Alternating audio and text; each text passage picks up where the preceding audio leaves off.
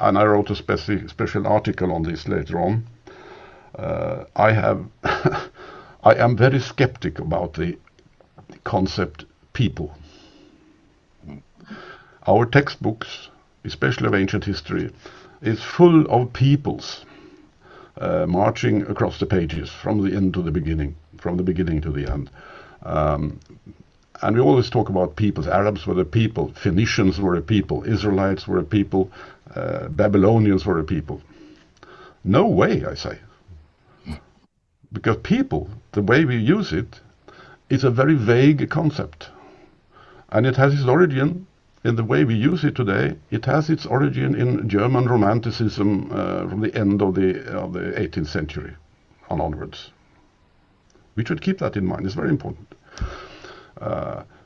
So nowadays I always told my students when you're talking about this that when you see a term designating a specific group of people especially in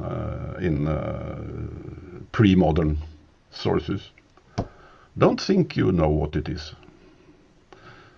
because these peoples is an invention more or less by the modern concept. It's an invention by modern Europeans, and we should be very cautious in assuming that this concept of German Romanticism is applicable, can be applied to this antiquity, ancient times, for example.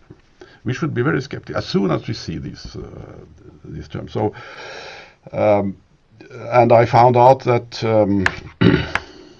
as far as Arabs are concerned, I think that from the beginning they were very well defined. Everybody knew who was an Arab from the beginning, especially from this period I'm talking about, the first millennium BC. And it has nothing to do with people in our modern. It's an institution. Arab is something you could become. So, which is also actually said we have this in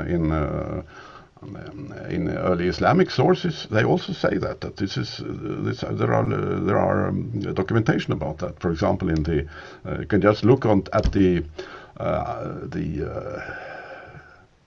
great dictionaries from the Islamic Middle Ages, Lisan al-Arab, for or Taj al-Arus, these enormous collections of traditions from a very long period of time, where you have a plethora of different definitions of what Arabs and Bedou and all these people are, what kind of they were. And among them you can find this very clearly stated that Arab is something you could become. You can also cease to be an Arab. So they had, even in the Islamic period, they had preserved memories of what probably, the term Arab originally meant.